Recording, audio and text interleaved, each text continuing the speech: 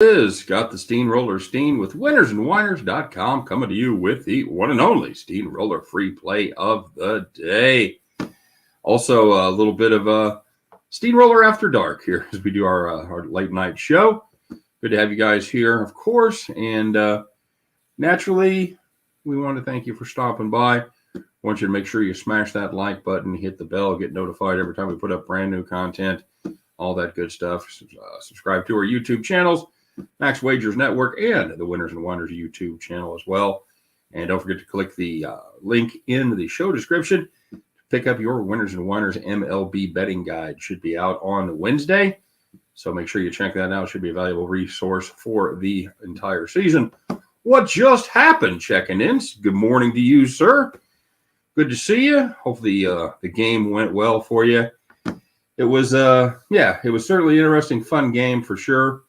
Before we get to all that, though, I want to remind you guys to drop those plays that you got in the comment section. Whatever you got cooked up for today, a little NBA, a little NHL, whatever you got, put those in there. You get them right. Hey, we'll give you the shout out. You get enough of them right, you could be the capper of the day. Peter Wolf checking in. Peter Wolf up late tonight. Good to see you, Peter.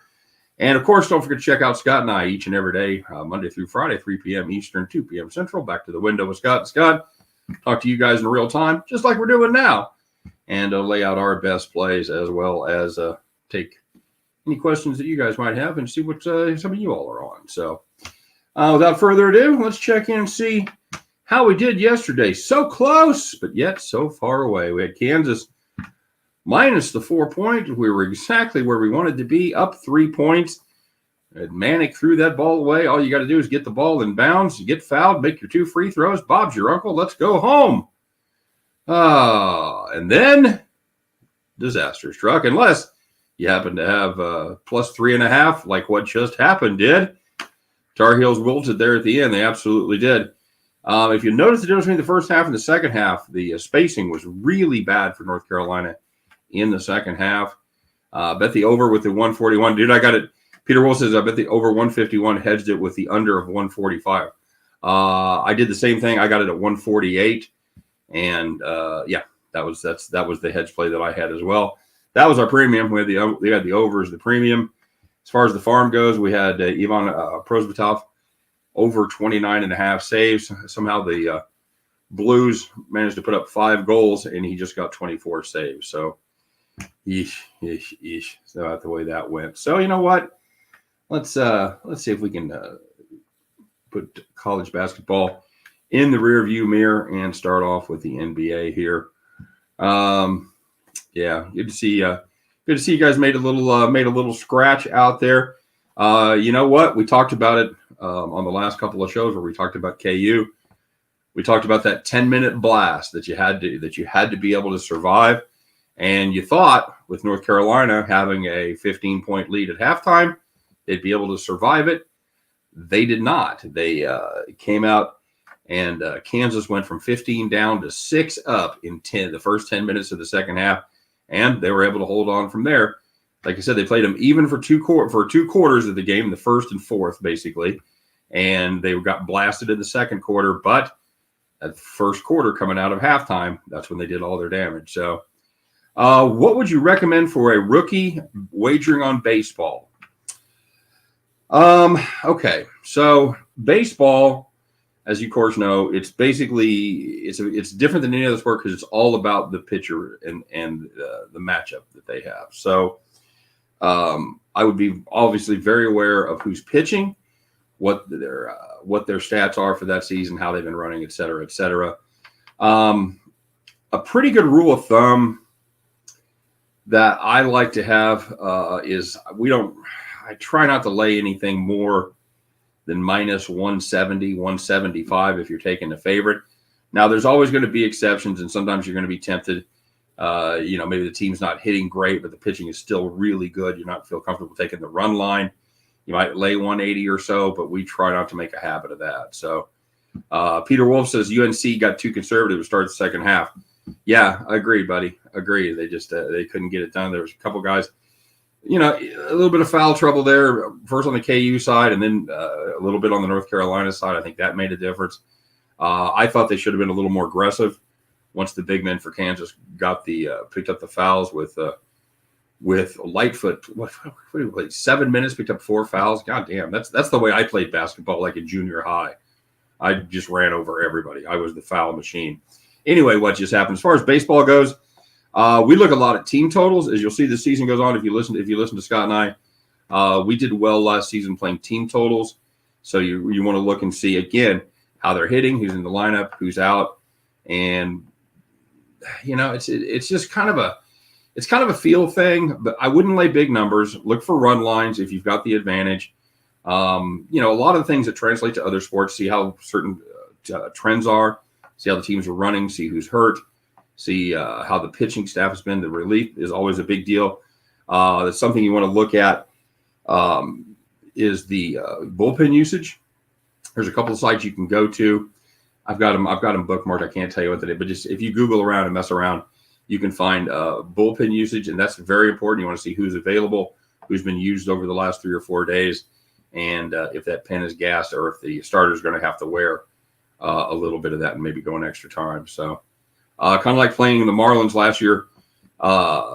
Great pitching and awful hitting. Marlins were a fantastic under team for us last season. The season before, 2019, the last pre-COVID season, they were nails team total unders. They would even put them usually at 3.5, but we'd even play some 2.5. Fucking not afraid at all. That offense was just absolutely dreadful. So now they've got the pitching to match. So I think Miami's going to be an under team that you want to look at. Is it true early games favor unders until hitters find their rhythm? Generally speaking, that is the case. The pitchers usually do a little better than the hitters to start the season, and mainly a lot of that has to do, I think, with the temperature. I think the conditions generally favor the pitchers early in the season. You've got a cold, windy days. The ball doesn't travel well, and I think, for the most part, I think pitchers generally come out of spring training a little bit ahead of the hitters. So, yes, that's something that you definitely want to look at as well. Any other baseball questions before we get rocking here, guys? No? All right. Hit me up while we're doing this, because we're going to talk about the game here tonight. Of course, we're going back to the NBA. Baseball doesn't start till Thursday, so we'll be looking at that. But we're going to take a look at Portland and OKC. Not surprisingly, we're going to take OKC minus the 3.5. You guys know I faded this Blazers team the other night. But if I get a chance to fade the Blazers, only give up 3.5, I'm all about it. So we faded them the other night. We didn't play them against the spread because the number was big against San Antonio. We went team total over instead. That did not work out. They lost by 21, but the Spurs scored just 113. So we're off of that. We're going to take this OKC team. Two teams that have been eliminated, but they look very, very different as far as their motivation goes. Portland just seems to be praying for the end of the season right now. They've lost their last 7 and haven't really been competitive. They've lost those games by an average of 18 points per game, and not surprisingly, they've covered just one of those 7 contests.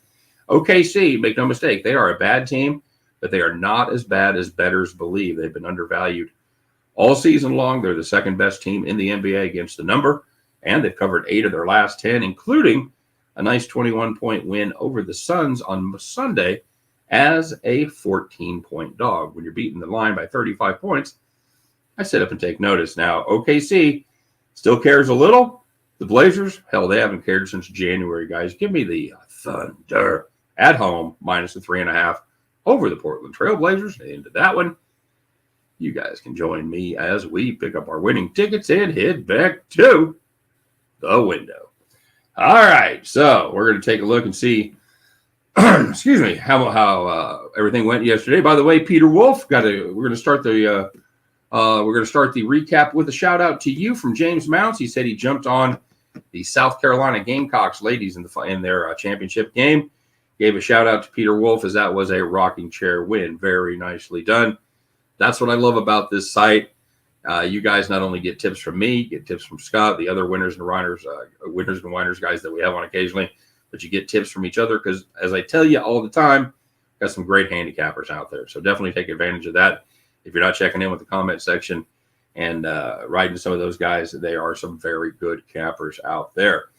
As far as last night's action goes, or as we call it, a couple hours ago action, Z.Y. Carter went 1-1. He got juiced. In reality, he probably did not get juiced. He said the main play was on North Carolina plus the points, but he did sprinkle a little bit on the money line. Biziano went 2-0 plus 200. Doc Brown goes 2-2. He got juiced. Bronco Devil going 1-1, and he got juiced. But your capper of the day, an oldie but a goodie. We don't see him as much as we used to. He's probably out there living, life. But we appreciate him stopping by, especially when he drops off 5 winners. It's Legion of Picks, everybody, doing it old school. 5-0 plus 575. Excuse me, 574. Nicely done, Legion of Picks. Congratulations, my friends. Thank you for being here because you are the capper of the day. Nicely done. Nicely done to the rest of you that made a little money. I know a lot of people were on the over. A lot of people were on KU minus the points. The over was never really a threat unless they would have been able to make that three-pointer to tie it and give us the miracle overtime cover.